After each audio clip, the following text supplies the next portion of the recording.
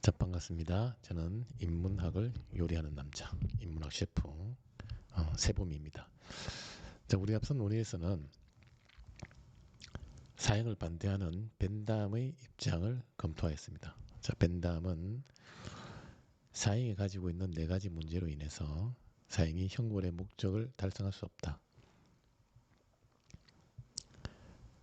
자, 그러니 사형은 더 큰 악을 제거하는데 기여하지 못한다. 그러니 결과적으로 법이 지향하는 사회 전체 행복을 달성할 수가 없다. 따라서 사형에 반대한다. 이런 논증을 펼치고 있습니다. 자, 이어서 역시 공리주의자인 밀의 견해를 살펴볼게요. 자, 벤담도 공리주의자고 밀도 공리주의자입니다. 자, 제레미 벤담도 공리주의자, 존 스튜어트 밀도 공리주의자. 같은 공리주의자이니 밀 역시 존 스튜어트 밀 역시 제레미 벤담과 같은 견해, 즉 사형 반대 입장을 취하는 거 아니야? 이렇게 우리가 짐작할 수 있는데 결론부터 이야기하자면 전혀 그렇지 않다. 자, 왜 그런지 한번 살펴볼게요. 이어서 벤담의 제자이자 동료인 존 스튜어트 밀. 당신은 당연히 사형을 반대하는 벤담의 견해를 찬성하겠죠. 당신은 벤담의 공리주의를 계승하고 있잖아요. 자, 그러니까 존 스튜어트 밀이 물론 저는 저희 스승이신 벤담의 공리주의를 지지합니다. 벤담은 최대 다수의 최대 행복을 도덕과 입법의 기본 원리로 제시한 공리주의의 창시자입니다. 그는 쾌락은 선이고 고통은 악이며 모든 행위는 그것이 가져올 쾌락의 양과 고통의 양을 계산하여 평가해야 한다고 보았지요. 아울러 그는 쾌락 계산법을 제시하며 강도, 지속성, 확실성, 근접성, 다산성, 순수성, 범위 등의 기준을 제시했습니다. 이러한 벤담의 기본적 입장을 존중합니다. 자, 그래서 밀은 역시 공리주의 진영에 속하는 학자이기 때문에 최대 다수의 최대 행복, 즉 유용성을 극대화시키는 것이 도덕적 선이다.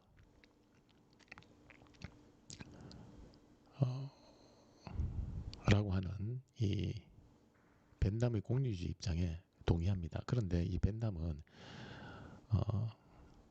쾌락은 선이고 고통은 악이며 모든 행위는 그것이 가져올 쾌락의 양과 고통의 양을 계산해 평가해야 한다. 즉 고통의 양보다 쾌락의 양이 많은, 즉 그래서 유용성을 극대화시킬 수 있는 그러한 행위가 도덕적으로 선한 행위다, 이렇게 보고 있어요.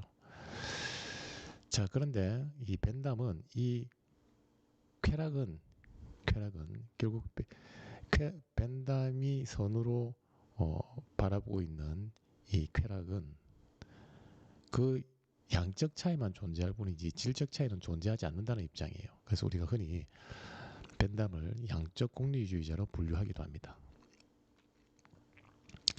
하지만 저는 벤담의 공리주의를 맹목적으로 따르는 것이 아니라 비판적으로 개성하고 있어요. 특히 벤담은 모든 쾌락은 질적으로 동일하며 양적 차이만 존재한다고 보는데,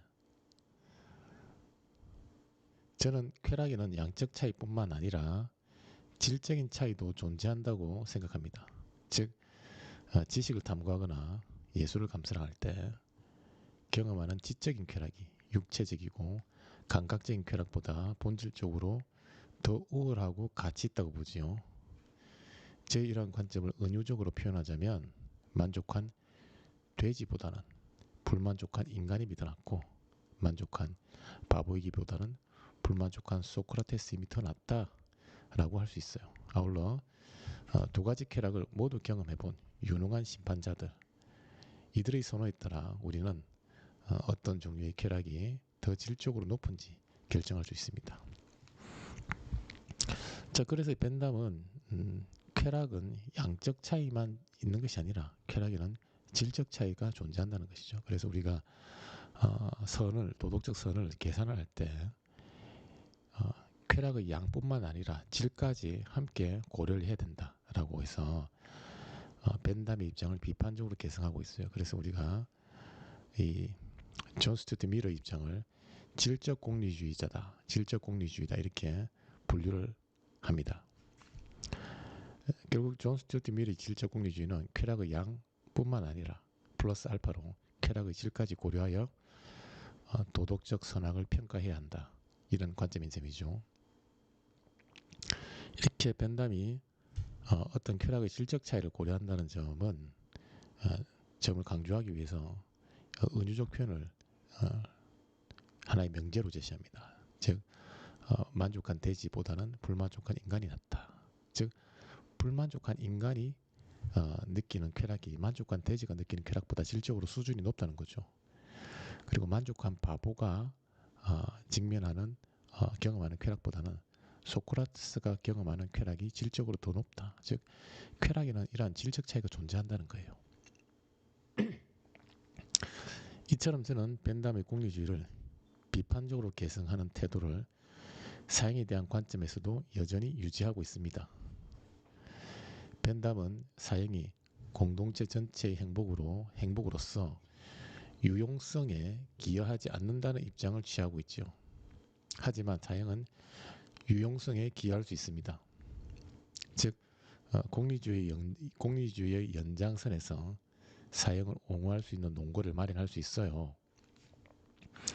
자, 우리 앞서 살펴본 우리 벤담은 사형이 형벌의 목적을 달성하지 못해서 결국 이것은 법의 목적인 악의 제거를 통한 사회 전체의 행복 극대화로 이어지지 않는다. 즉 유용성 극대화로 이어지지 않는다. 따라서 사형에 반대하는 거예요. 결국 벤담이 사형에 반대하는 가장 궁극적인 이유는 이 사형이라고 하는 제도가 사회 전체의 행복, 최대 다수의 최대 행복, 유용성 극대화로 이어지지 않는다는 거예요. 그래서 벤담은 사형에 반대합니다. 하지만 밀은 역시 공리주의자이기 때문에 유용성을 근거로 사형 제도에 대해서 평가하는데 밀은 전혀 그렇지 않다. 사형은 최대 다수의 최대 행복, 유용성 극대화에 즉 사회 전체의 행복을 극대화하는 데 기여한다는 관점을 취하는 것이죠. 그래서 자기는 결론부터 이야기하자면 사형제도에 찬성을 한다는 거예요. 자, 이러한 저희 견해와 관련하여 가중된 흉악한 살인의 경우에 사형은 정당합니다. 왜냐하면 사형은 겉보기에 종신 노역형보다 가혹해 보여 범죄를 억제하는 더 큰 효과를 가지기 때문입니다. 즉 범죄 억지 효과는 실제가 아니라 겉보기에 좌우됩니다. 이뿐만 아니라 사형은 효율적입니다. 왜냐하면 사형은 종신 노역형보다 덜 고통스러운 방법으로 범죄 억제 효과를 가지기 때문입니다. 사형은 종신 노역형보다 더 가혹하고 고통스러워 보일 뿐 실제로는 그렇지 않습니다.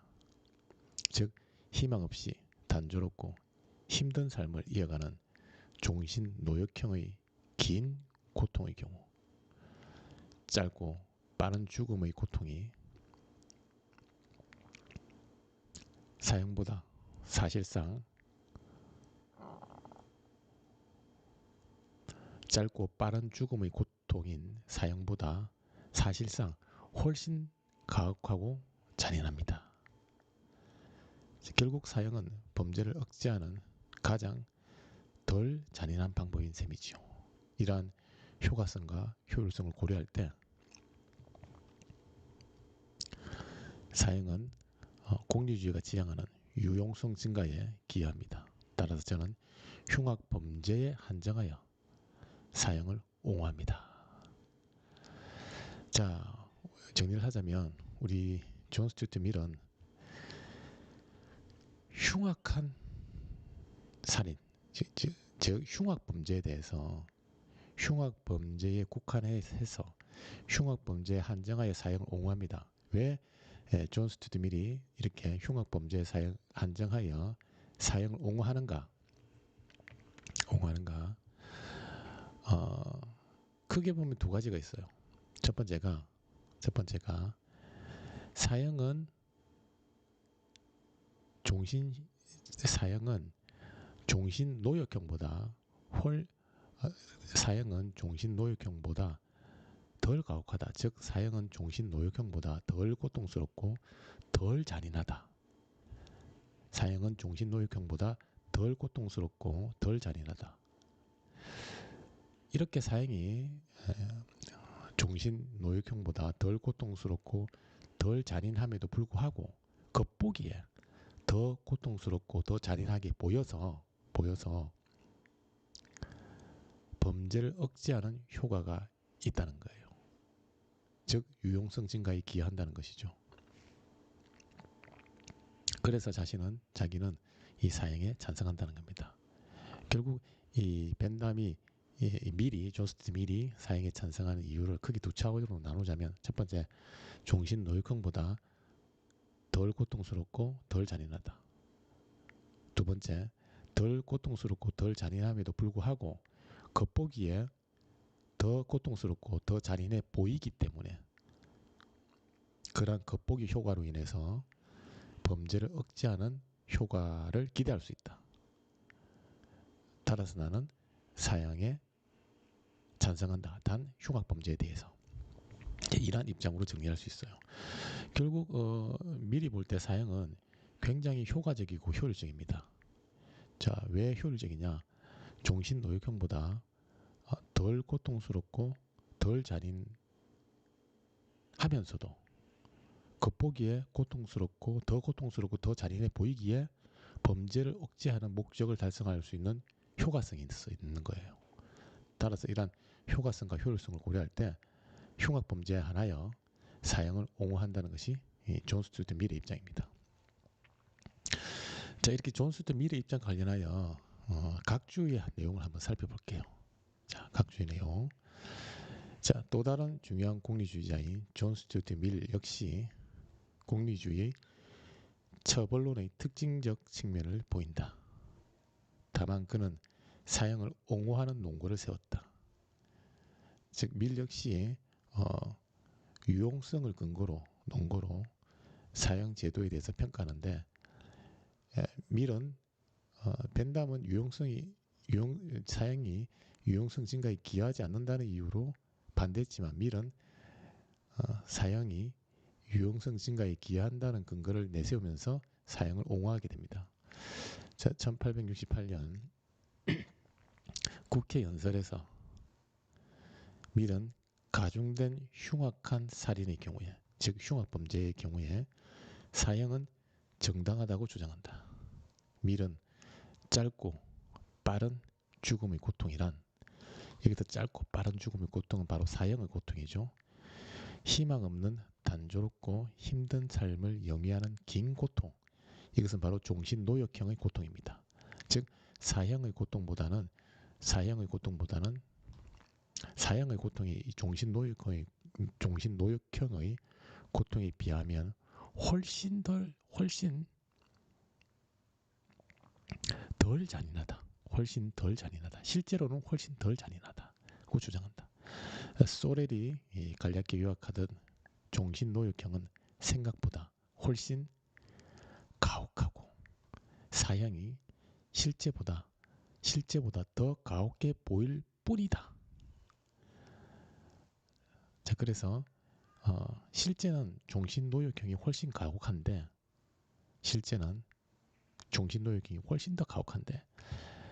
사형이 겉으로 보기에 더 가혹해 보일 뿐이라는 거예요.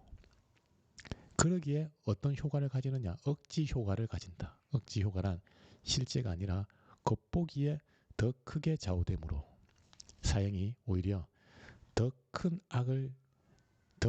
억제 효과를 내면서 범죄자에게 덜 고통스럽다는 것이다. 이러한 조합은 제시할 수 있는 가장 강력한 처벌의 장점 중 하나다. 즉 사형과 종신 노역형을 비교할 때 사형은 종신노역형보다 실제로는 덜 가혹하다. 즉 실제로는 덜 고통스럽고 덜 잔인한데, 즉 종신노역형이 실제로는 훨씬 더 가혹하다. 즉 종신노역형이 실제로는 훨씬 더 고통스럽고 잔인하다. 그런데 겉보기에 사형이 훨씬 더 고통스럽고 잔인해 보이기에, 즉 더 가혹해 보이기에 사형은 범죄를 억제하는 효과가 있다는 거예요. 즉 덜 고통스럽고, 실제로는 덜 고통스럽고 덜 잔인하면서도 겉보기에 더 고통스럽고 더 잔인해 보이기에, 이러한 겉보기 효과로 인해서 범죄 억제 효과를 기대할 수 있다는 것이죠. 결국 사형은 앞서 제가 언급드린 것처럼 효율적이고 효과적이다. 그래서 밀은 나는 흉악범죄에 한정하여 사형을 옹호한다. 그것이 범죄를 억제하는 가장 덜 잔인한 방법이기 때문이다. 자, 그래서 종합적으로 정리하자면 우리 존 스튜어트 밀은 사형은 효율적이면서 효과적이다. 그래서 나는 사형을 찬성한다. 사형은 왜 효율적이냐? 종신노역형보다 사형이 실제로는 덜 가혹하다. 즉 실제로는 덜 고통스럽고 덜 잔인한데 즉 효율적이다. 그런데 겉보기에 종신노역형보다 더 가혹해 보인다. 즉 겉보기에 종신노역형보다 더 고통스럽고 더 잔인해 보이기에 범죄를 억제하는 범죄 억제력의 효과를 달성할 수 있다. 즉 효과적이다. 이렇게 효율적이면서 효과적인, 이것은 처벌이 가장 강력한 장점 중에 하나이기 때문에 나는 사형을 옹호한다. 자, 결국 사형이 이러한 유용성 증가에 기여한다는 것이죠. 그래서 존 스튜어트 밀은 사형에 찬성을 하고 있습니다. 자, 그래서 제가 벤담과 밀, 당신들은 공리주의라는 같은 진영의 이론에 서 있으면서도 사형에 대한 입장이 전혀 다르군요. 결국 공리주의는 사형에 대한 근거가 유용성, 즉 사회 전체의 행복에 기여한다고 판단하면 사형 제도에 찬성하고, 그렇지 않다고 판단하면 사형 제도에 반대하는 셈이군요. 즉 공리주의 진영에 속한 벤담의 경우 사형이 유용성에 기여하지 않는다고 보아 사형에 반대합니다. 반면 공리주의 진영에 속한 밀의 경우 사형이 사회 전체 행복에 기여한다고 보아 사형에 찬성합니다. 자, 우리가 여기서 확인할 수 있는 것은 공리주의라는 이 관점에서는 일관된 사형 찬성 혹은 사형 반대 입장을 보이지 않는다는 거예요. 즉 공리주의에서 도덕적 선악 판단의 기준으로 삼는 유용성 증가에 기여하면 그 사형에 반대하고, 그 사형이 유용성 증가에 기여하지 않으면 사형에 반대한다는 거예요. 즉 공리주의 진영에서 사형에 찬성하느냐 반대하느냐라고 공리주의 진영에서 사형의 찬반 의견과 관련한 방향은 유용성 증가에 기여하느냐 기여하지 않느냐 하는 것이죠. 벤담처럼 사형이 유용성 증가에 기여하지 않는다고 판단하면 사형에 반대하고, 존 스튜어트 밀처럼 사형이 유용성 증가에 기여한다고 보면 사형에 찬성하는 거예요. 따라서 공리주의 진영에서는 사형이 유용성 증가에 기여하면 찬성하고 기여하지 않으면 반대하니 사형에 대한 일관된 입장을 공리주의를 통해서는 확보할 수 없다는 것을 우리가 확인할 수 있습니다.